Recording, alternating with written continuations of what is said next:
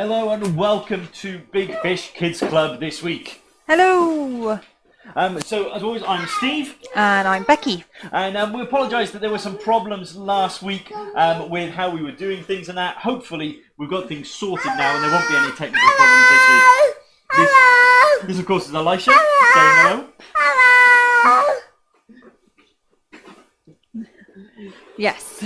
So we're doing things a little bit differently this week so that there won't be the same technical problems, but we're still going to have all the different things that you love and enjoy each week. And hopefully it should mean that you can watch it on either Facebook or YouTube, so you can choose which one works better for you. Yeah, excellent. So, as always, we're going to start off with a game of Animal Karate Expert, just to get you up and moving, get you in the mood, ready to enjoy all of Big Fish Kids Club this week. Yes. So I think I'm the expert this week, aren't I? You might be the expert. So do you want to explain things away, and then I'll do my expert bit? Yes. Elisha's favourite thing at the moment is superheroes, so he likes flying around. Yep. So, Animal Karate works like this. Usually we would have Animal Karate Kids and Animal Karate Expert in the same room, and the Animal Karate Expert would usually be, well, blindfolded. Yep. But because Steve can't see you guys anyway, he doesn't need to be blindfolded for while we're doing this. We will do 3 rounds, and there are going to be 3 options that you can choose from. So when I say Animal Karate Kids, do your thing, you guys go hi-ya, and then you choose between the 3 different options. Number 1 The giraffe is a giraffe, yes. Number 2 is a crocodile, snap, snap. And number 3 is penguin. A penguin, which wouldn't look quite like this, but if Steve puts his arms down like he would, well, you can't see his hands. So that's the way we've normally been doing it. So we will do 3 rounds. If you are doing the same thing as Steve, when I asked Steve to do the Animal Karate Expert bit, then you will be sitting out for the next round. But if you manage to pick a different one to Steve for all 3 rounds, that means that you win. Yeah, and as well as getting a clap from us, you can also message us and let us know that you're one of our winners, and next week we'll give you a shout out to say well done for being one of our winners this week. Yes. So, we're ready to go? Yes. Okay, so off we go. Okay, so Animal Karate Kids, do your thing. Ready? Yeah. Okay, so it's your turn to choose between a giraffe, a crocodile, or a penguin. Okay. Before we do anything... So we sorted and chosen? Yeah, that's fine. Sorry, Elisha has just climbed into the middle of a coffee table. Not really sure why, but he's done that. But let's get on with things. Okay, so Animal Karate Expert, do your thing. Hi-ya! So Steve has picked a giraffe. If you have picked a giraffe as well, then that means that you will be out. Yep. But do not worry, it's only 3 rounds, and then we will move on to all the other amazing stuff we do at Big Fish. So we're going to go on to round 2. So Animal Karate Kids, do your thing. Hi-ya! And so you need to choose again, either a giraffe, a crocodile, or a penguin. Okay, so I'm giving you a chance to choose. Okay, you've chosen, hopefully by now. Stick to whichever one you've chosen. Animal Karate Expert, do your thing. Hi-ya! So that is a crocodile. So Steve has chosen a crocodile this round. If you have a crocodile, then you would be out. But do not worry, there is only 1 round left. So we're going to go on to our final round. If you are still in it, well done. But we'll see if we have any winners this week. So, Animal Karate Kids, do your thing. Hi-ya! So, don't forget, the options are a giraffe, a crocodile, or a penguin. Please choose which one you're going to go for. Choose, and stop. So, Animal Karate Expert, do your thing. Okay. Hi-ya! Steve has been very sneaky and chosen a crocodile again. So, if you had either a giraffe or a penguin in that last round, then you are a winner. Yay! Round of applause. As you said, let us know, and we'll put a shout out to you next week in our Big Fish Kids Club next week, so that we know that you're one of our winners, and everyone else knows as well. So, what other things do we have happening this week, Becky? So we have craft, a song, a story, and a little slot with our friend Luke. Excellent. And one of the things we always let you know at this point is about our craft, that hopefully on Tuesday you picked up the message on our Facebook group to know what you needed for the craft later on. But if you didn't, then this is what you need. Okay, so for this week, you will need a piece of paper. Doesn't matter if it's coloured paper or plain paper, whichever is fine. You'll need some colouring pencils or crayons, that kind of thing. You will need a stick. So a lollipop stick would work really well. Some scissors, some string, some tape, and a toilet roll inner. Please, please don't take all the toilet roll off a toilet roll inner to do this craft today. Just use a spare one. Great. And now we are going to be going on to our song. So Steve is doing the actions today. So we are going to go on to our song.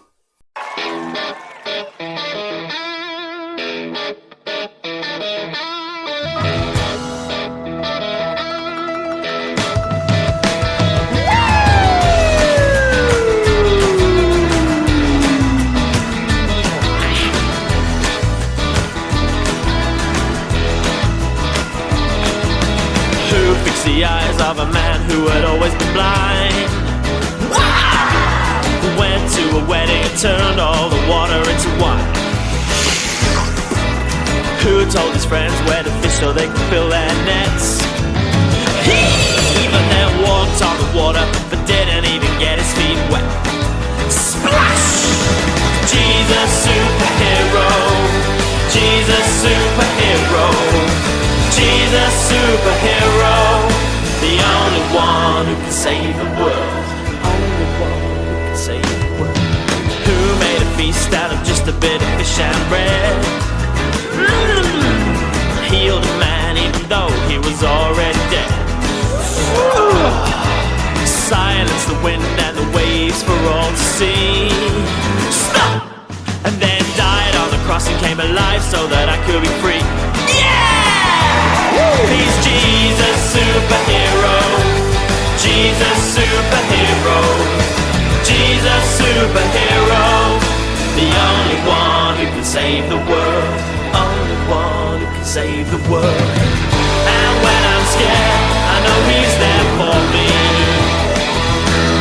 I just call to him to come and rescue me. Yeah, when I'm scared, I know he's there for me. Just call to him to come and rescue me. Come and rescue me. Yeah, yeah, yeah, yeah, yeah. Woo!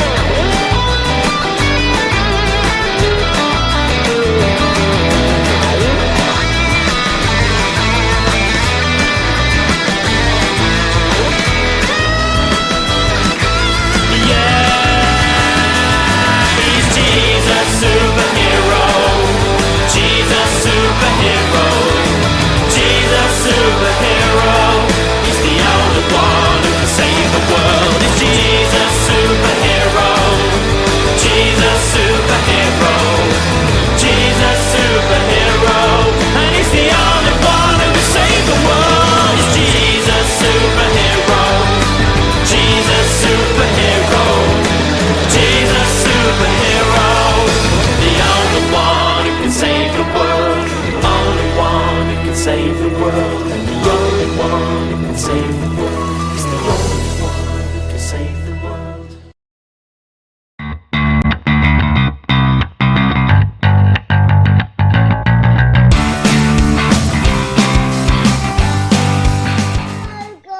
Hello. Hiya there, Luke. How are you doing today? Steve. I'm good, thank you. How are you? I'm doing great, thanks, Luke. So, Luke, what did you think of our story last week? It was amazing, wasn't it? Jesus walking on the water. Yeah, that was incredible. We couldn't do that, could we, Steve? No, we couldn't walk on water. If you try to walk on water, you fall in. A bit like what happened to Peter. But Jesus was able to do it because he's amazing. Splash! Yep. Yeah, it's like the name we talked about, wasn't it? Yeah, the name we looked at last week was Lord, wasn't it? That's what Peter cried out. That was in our memory verse as well. Lord, save me. Yeah. Yeah. He's Lord over everything, like water. Yeah, that's it. Because he's Lord over absolutely everything, that's why he was able to walk on water, but we can't. Yeah. Steve? Yes. What's the name this week? Oh, our name this week. So, saying, if you've not been with us before, all the time at the moment, we're looking at different names that people call Jesus in the Bible. And this week, the name is going to be Master. Master. Yes, Master. So, like a headmaster. Yeah, I guess a bit like a headmaster. In fact, Luke, do you know, the Bible is written in different languages. It's not written in English. And the New Testament, the bit we're looking at with Jesus, was written in Greek. And the word in Greek that was translated this week as Master can also be translated as Lord, the name we looked at last week. Ah, so it means kind of the same thing then. Yeah, so it's a bit like a headmaster. It means the top person, the person who's in charge of everything. So, like how Jesus was Lord over everything, like the water. Yeah. This tells how he's Lord over stuff as well. Yeah. And how he's able to do amazing and incredible miracles as well. Ooh, that sounds interesting. Yeah, in fact, Luke, there's going to be 2 miracles this week, 2 amazing miracles in our story. Ooh. Luke, where have you gone? What's going on? Well, you said it was going to be 2 amazing miracles. Yeah, that's right. So I thought I'd go down in my bunk now, ready for the story. Okay, well, do you want to say goodbye to people first? Oh yeah, sorry. Bye. Okay, so... Bye. Bye-bye. So as Luke heads down into his bunk, we're going to head across to have a look at our story this week and see the 2 amazing miracles that Jesus is going to do. Hope you enjoy.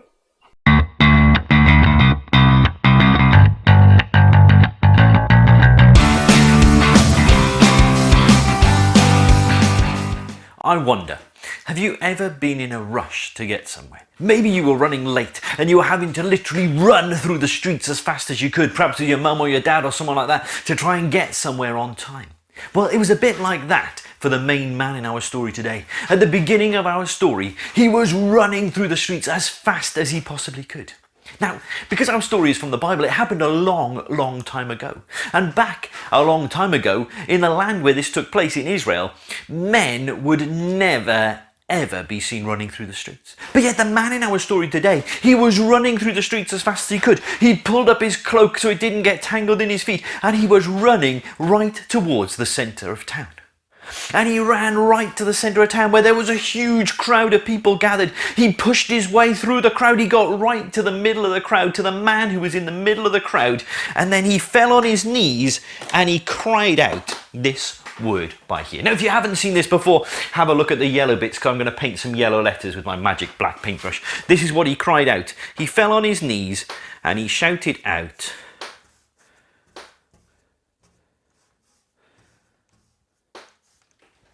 "Help." You see, he was in a bit of a mess. He had a problem that he couldn't sort out by himself. And he knew that the only person who could help him was the person that he'd gone to ask about. But I'll tell you about that in a minute. But you know, it reminds me that actually there are times when we perhaps need to cry out for help as well. You know, there are times when we do things that are wrong. And actually, you know, it reminds me those wrong things are a bit like, well, this is a bit like a negative. And sometimes that's what those wrong things are called, aren't they? They're called negative things. It's a bit like a negative or a take away or a subtract sign in maths. And those negative things, those things we do that are wrong, mean that sometimes we get ourselves in such a mess that we think we don't know how on earth we're going to be able to sort it out by ourselves. But actually, we just need to turn round and cry out for help. Asking people to help to get us out of the mess we've got ourselves in and get us back on the right track again.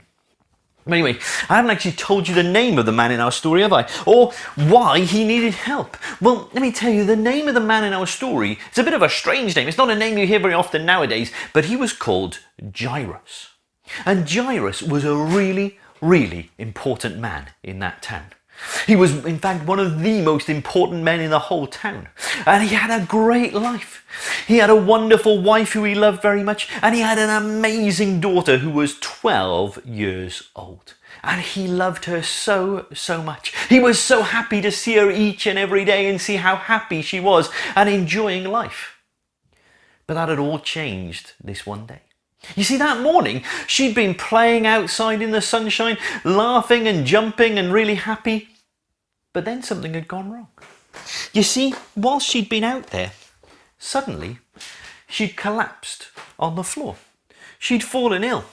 They'd taken her inside, laid her on the bed, but nothing seemed to help. They didn't know what to do. They'd called the doctor, but he didn't know what to do. They'd called the priest, but he wasn't able to help. Jairus and his wife were getting more and more worried. And that's when Jairus' wife said to Jairus, Jairus, you need to go to the only person who can help us. There's only one person left who might be able to help our daughter before it's too late. And that's just where Jairus had gone. You see, Jairus had ran right into the middle of town, which is where he knew the man would be. That man he was looking for was Jesus. You see, Jairus and his wife had amazing stories about Jesus and how he'd been able to do amazing and incredible things to help people in situations where it seemed that there was no chance at all. And so Jairus had gone to Jesus, he'd fallen down on his knees, which was a really big thing for an important person in a city to do. And he'd fallen down on his knees and said, Jesus, please, please, please, will you come back to my house? Please, will you help my daughter? I don't know what else to do. Well, as you can imagine, because Jesus is, well, Jesus, he said he would help. And so they headed off. Jairus trying to lead the way as quick as he possibly could, encouraging Jesus forward. Jairus was there pushing him along, saying, Jesus, we need to be quick. I don't want to run out of time. We need to get back to my house as quick as we possibly can. But you see, it wasn't just Jairus and Jesus making their way along the road. Well, all of Jesus' friends, the disciples were there as well. But as well as that, the crowd of people that had been, listening to Jesus teach in the middle of town, they were following along as well. There were hundreds upon hundreds upon hundreds of people all following Jesus and Jairus back to Jairus' house. And they were all saying, is Jesus going to be able to help? Is he going to be able to sort things out? Is it going to be a miracle? Is it going to be amazing? Is it going to be incredible? They were so excited. And because there were so many people pushing their way through the town, people were bumping and barging and knocking into each other. And Jairus was saying, come on, Jesus, we need to go. We need to be quick. We need to get there as quick as we can. Please, Jesus, please hurry. Please, please, please. And then as they were walking along, so suddenly Jesus stopped. He turned round and he said, somebody just touched me. His disciples said to him, they said, Master, people are bumping and knocking and into each other. Of course somebody touched you. No, Jesus said, somebody touched me.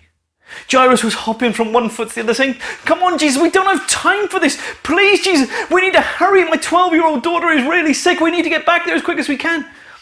But Jesus stopped and he waited. He said, somebody here touched me. I felt the power go out of me. Somebody touched me. Nobody really understood what was going on, but then suddenly, out from the crowd stepped a woman.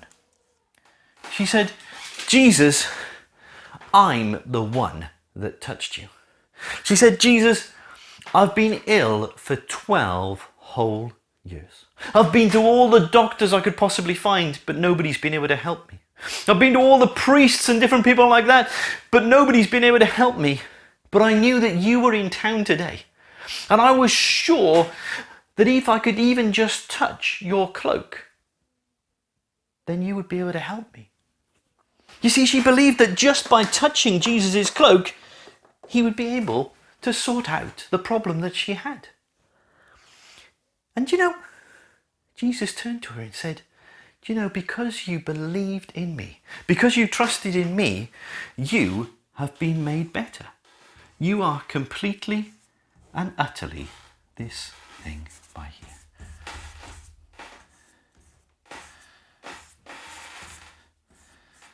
You are completely and utterly healed. Wow, thought the woman, this is amazing, this was incredible. This was the best day of her life. After 12 years of being ill, just by touching Jesus' cloak, she was healed. It was a miracle, it was amazing, it was incredible. She was so happy. The crowd were thinking, wow, we've seen some amazing things today. And Jairus, though, was still there hopping from one foot to the other thinking, oh, this is great, I'm really happy for this woman, but we need to get back to my house. Please, Jesus, please, we need to hurry. And then Jairus looked up and he saw somebody walking down the road towards him. It was somebody he didn't want to see. It was one of his closest friends, one of his friends who had been there at his house earlier on when his daughter had fallen ill. And he knew why he was coming. Jairus' friend walked up to him and he said, Jairus, tell Jesus to go back and teach in the middle of town. Tell Jesus there's no point continuing on to your house. Jairus, I'm sorry to tell you this, but there's no point Jesus coming anymore. Jairus,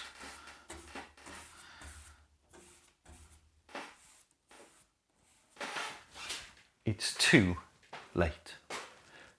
I'm sorry to tell you, Jairus, he said, but your daughter has died. Jairus was heartbroken. He thought, what am I going to do? How am I going to continue my life without my daughter? What am I going to say to my wife when she asks me why I didn't get back here quicker? What's my life going to be like now? How am I going to continue? He was really, really sad. But you know, Jesus had heard what was going on. And he turned to Jairus and he said, Jairus, don't worry. Just trust in me. If you trust in me, everything will be okay. Jairus was thinking, could Jesus really help him now? Even though his friend had said it was too late? Could Jesus really still do something to help his daughter? Jairus didn't know, but all he knew was that he had to trust in Jesus. That was the most important thing he could do, and so that's just what he did. Well, Jesus and Jairus and just a couple of Jesus' friends continued on to Jairus' house. And as they were getting closer, well, they heard it a long time before they got there. You see, outside Jairus' house were lots and lots and lots and lots and lots and lots and lots of, well, people. Because you see, back in those days, in that country where this happened, when somebody died, lots and lots of people would gather outside the house and they would wail and they would cry and they would shout. That was what they always did. And they could hear them before they got that much closer. And it made Jairus think maybe it really was too late. If all these people had already turned up because his daughter was dead, maybe there wasn't any chance. But Jesus walked up to them and he said, why are you here? Jairus' daughter isn't dead. She's just asleep. They laughed at Jesus. They said, Jesus, we've been to lots and lots of funerals. We always turn up at these things. We know when someone is dead. Jesus, we don't know why you've bothered to come here. We don't know why you continued to come after you were told it's too late. Jesus, there is no chance at all. It is completely and utterly this thing by here. They said, Jesus, it is completely and utterly hopeless. There's nothing that you are going to be able to do for Jairus' daughter anymore. We don't know why you're here. And sometimes we might think things are hopeless as well. Perhaps we've got ourselves into such a mess that we think even if we cry out for help now, there's no one that's going to be able to sort things out. And actually, the Bible says that the mess we get ourselves into is actually even worse than we perhaps realise. Because you see, the Bible says that these negative things, these bad things that we think and we say and we do, and the wrong that's inside of us actually, separates us from God. It cuts us off from Him. It stops us from being part of His family forevermore. That's just how bad it is, and it seems as though it's hopeless.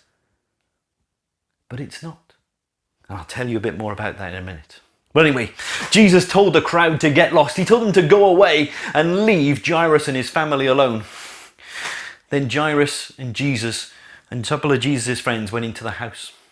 Jairus saw his wife. She was really upset. They went across to Jairus' daughter's bedroom. Jairus looked in through the door, and whereas his daughter had been hot and sweaty before, he could see that she was now pale and cold.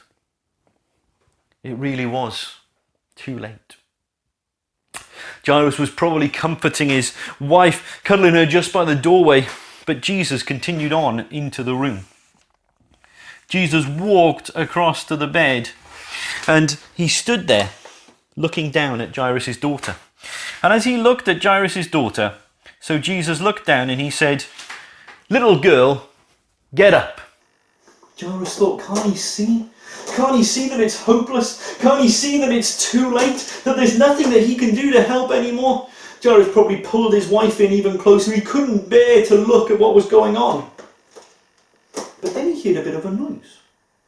There was somebody moving in the room, and when he turned round to look what was happening, so there was his daughter, stood up next to Jesus.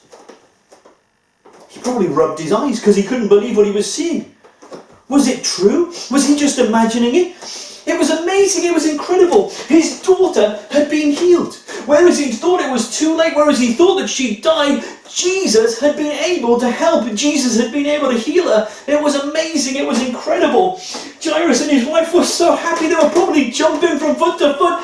This was the most amazing thing ever. And as they looked at their daughter, they realised that she wasn't just healed, but actually she was completely and utterly this right here.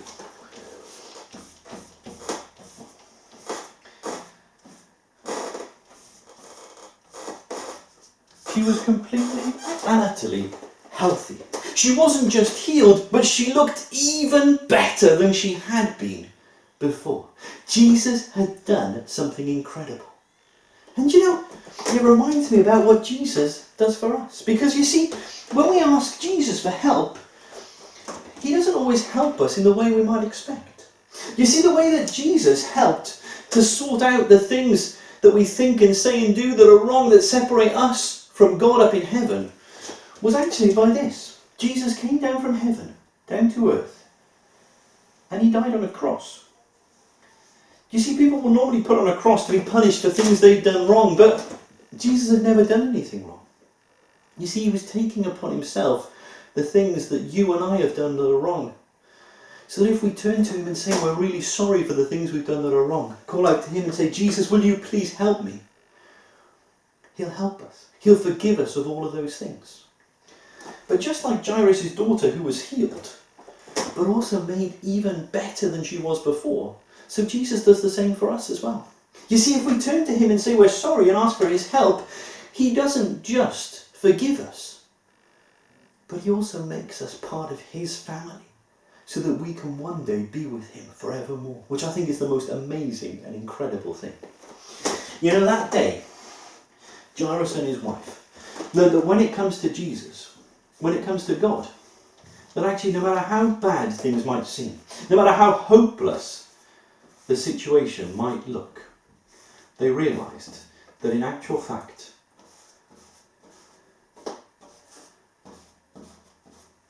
it's never too late to call out and ask for help. And you know, that's just what the Bible tells us. No matter how hopeless our situations might seem, no matter how bad it might seem about the things we've done that are wrong, the Bible tells us it's never too late for us to turn to God and ask for his help. To say, God, I'm sorry that I've messed up. I'm sorry that I've gone wrong. God, will you please help me to get out of this mess I'm in, cut off and separated from you. Jesus, will you please forgive me because of what you did on that cross? And you know, the Bible says that if we call out to him like that, he will always forgive us. He will save us. He will help us. And as well as that, he also makes us part of his family forevermore. I love that story about Jairus' daughter and how Jesus was able to help even when everyone else thought it was too late, because it always reminds me how Jesus is always able to help us no matter how bad the situation might seem. I think now's a good time to pray. So if you've been with us in the Big Fish Kids Club before, you know we don't just put our hands together and close our eyes, but we do a bit of a drill. And it goes like this. You've got to put your hands on your shoulders. When I say 1, you put your hands out in front of you like this. When I say 2, cross your arms like this. When I say 3, you close your eyes, bow your head. I'm then going to pray. And as I tell you every week, as well as praying, we need to be listening to God, as well as speaking to him, listening as well, because he speaks to us. And then after that I'll say 4, and I need everyone sat up straight, ready to go, ready for the next part of our Big Fish Kids Club this week. So you ready? Hands on your shoulders. Here we go.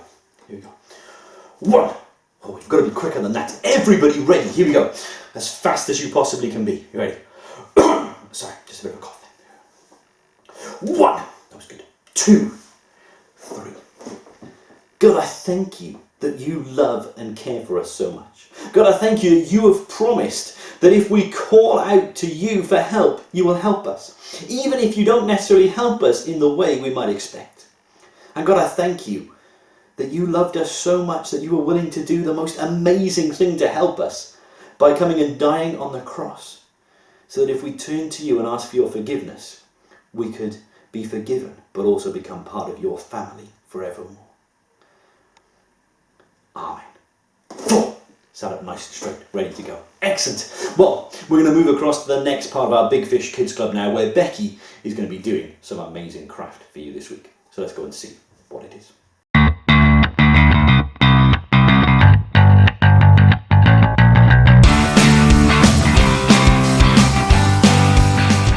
Hello! Wasn't that a great story that Steve just told? Wasn't it fantastic how Jesus healed that little girl? Wow, that was amazing. So we are going to do some craft that's about that.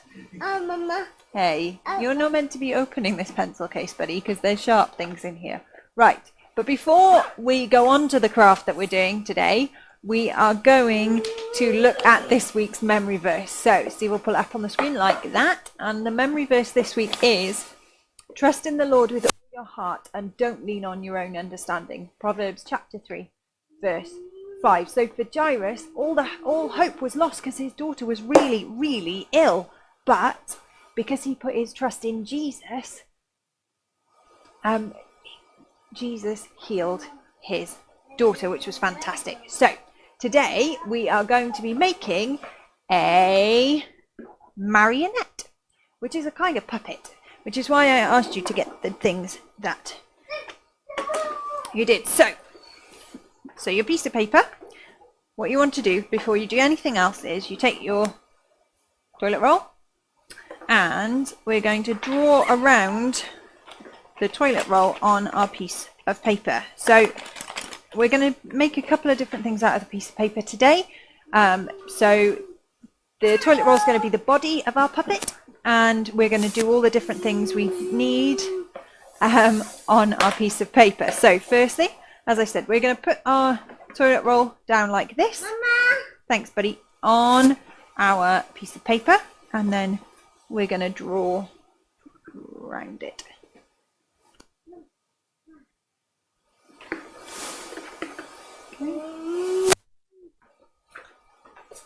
Okay, so then, if you can see, we will have a circle. Now, you probably don't want to do it quite so close to the edge of the paper like I've done, because you're going to want to give it some hair and a face, that kind of thing, because this is going to be Jairus' daughter. So, if I give her some hair and some ears and some eyes.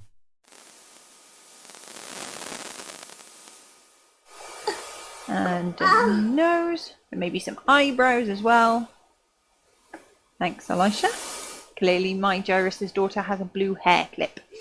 And then also we need to put a mouth, and I'm going to put a smile because she would have been smiling because Jesus had made her well. Okay, so that's mine. I don't know how easily you can see it on the screen, but that is the face that I've done. So, I'm done. Thanks, buddy. Then you might want to go and ask your grown-up to cut it out for you because it'll be a little bit fiddly. So you're going to want to cut out your face.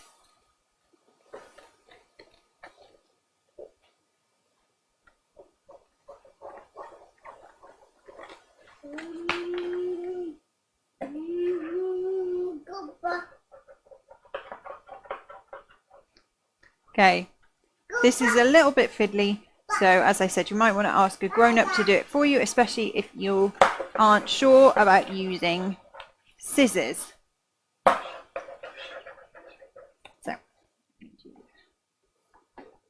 that's okay. So, that's her face done. Okay.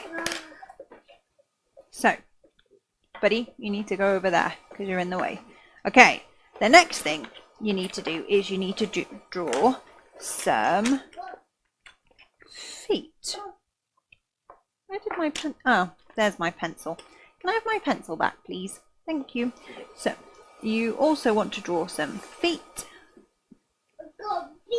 for her. You might want to double these over so that, so as in you want to do 4 lots rather than just 2 feet, because you can then stick one on top of the string and one on the bottom of the string so that you can't see the string when it's all been put together. So, okay. And the other thing you're going to want to do is you're going to want to take some of your paper to make a dress. So, Daddy's drawn you a choo-choo train, is he? Okay. So, there we go. Okay, so what I'm doing now is I am taking some of the paper. So I'm folding it so that I've got a straight line, so that I've got a dress to make for the little girl. Well, for our puppet. So there we go. We've got a bit like that. So one of the things I saw, because I found this this craft on the internet, one of the things I saw that they did was they cut about 1 centimetre in, and they did this all the way along, about 1 centimetre between each cut, because then there was a little bit of a fringe on the bottom of the little girl's dress. She probably wouldn't have had it, but it helps to make our puppet a little bit different. Now what you want to do with this is you want to colour it in so that it's nice and pretty, so it would look like a nice dress. So I'm not going to do lots of colouring on mine, but I am going to do a little bit. So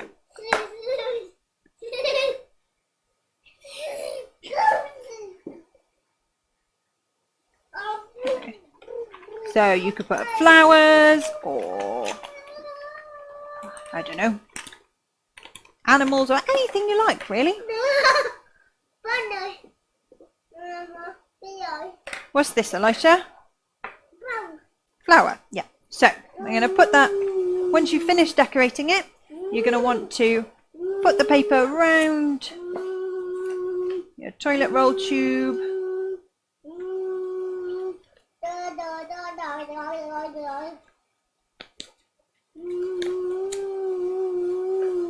Okay. And then you're going to want to tape it on.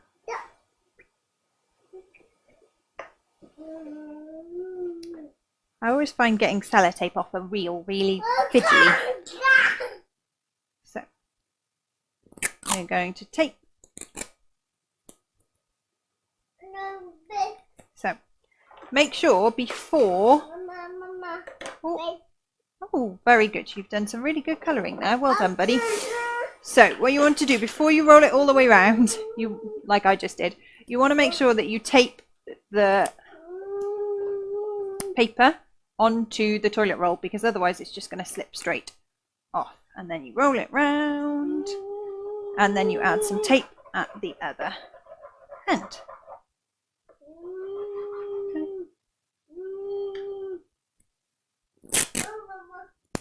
Okay. There we go. So that like that. Then to put her head onto the toilet roll, what you're probably going to want to do is, you might need to ask a grown-up to help you with this. If you have some glue, you could do it with some glue instead, or if you roll the sellotape into like a little loop, then it'll work as like double-sided sticky tape.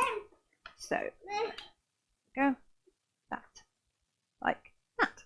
So, and as I said, yes, you've done some colouring by there. Good boy. So then, okay. So I'm just cutting out my feet now. So those are all ready to go as well.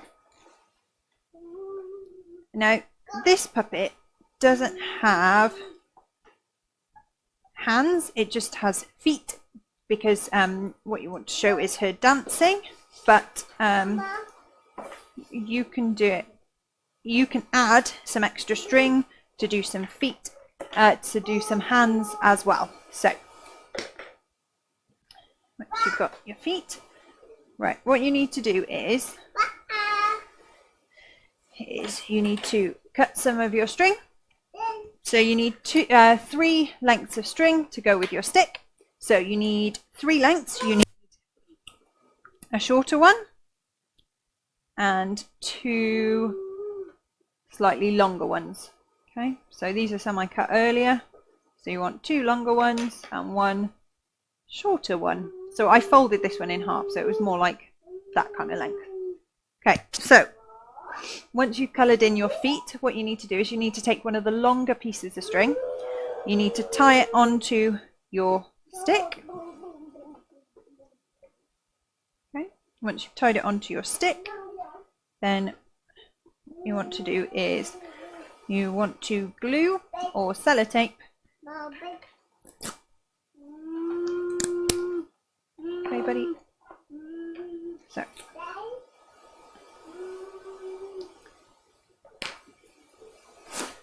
Okay, so you want to put some sellotape onto the string, and you want to sellotape one side or 1 foot onto the piece of string, just like that. So as I've done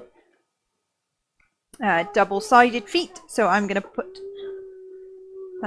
the other piece on the other side, so it doesn't matter which side, you can't see the string, which is good. Okay. Okay, so then we're going to tie the shorter piece in the middle, because this is going to be attached to the little girl's, the body bit, this bit. Okay, so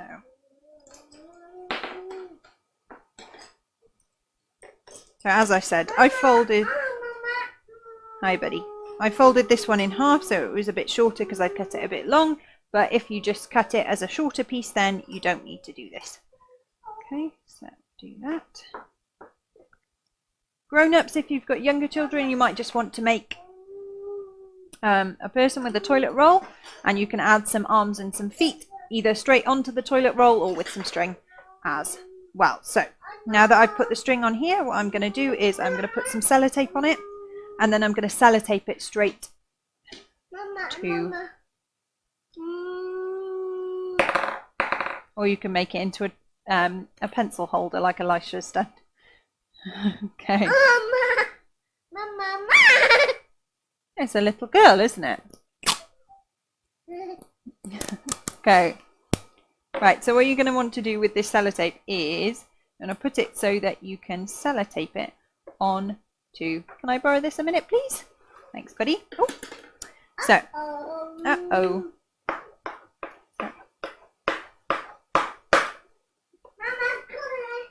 So that's going to be like that. So we've got 1 foot and 1 body. And then what you're going to want to do is you're going to want to tie your second piece of string on. Oh. Or your third piece of string, but the second leg. So. You're colouring. Do you want to take that back over to Daddy to colour in with Daddy?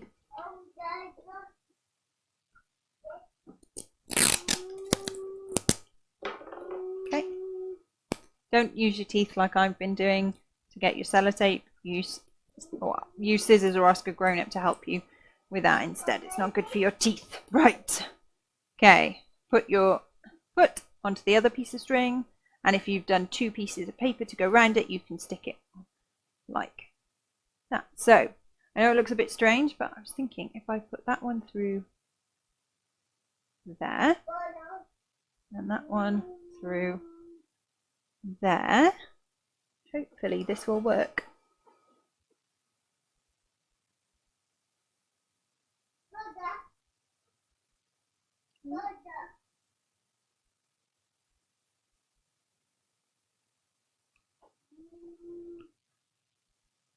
So,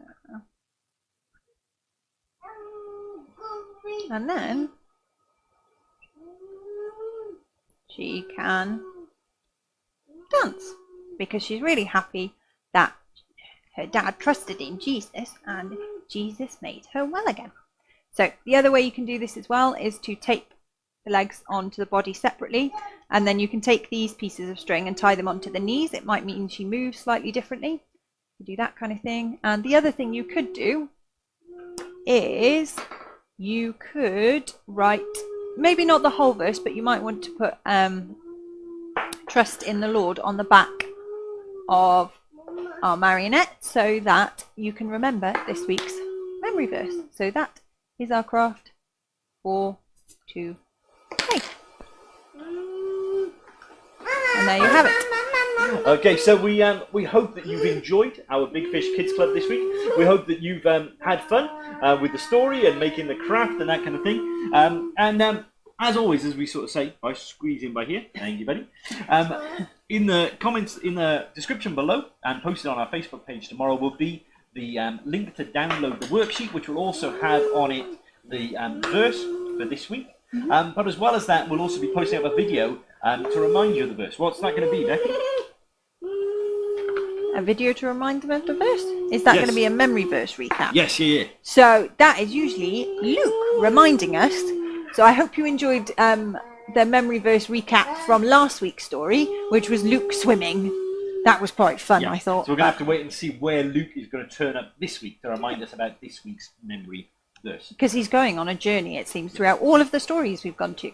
But as well as that, we'll also be posting up another recap of the story on Sunday with some questions afterwards for you to think about with your grown-ups. And we're also posting up some other videos on our Facebook page during the week from us or some of our friends telling some other great Bible stories. So keep an eye out on our Facebook page for those kind of things. Yes, I think this week it was me and my friend Angus.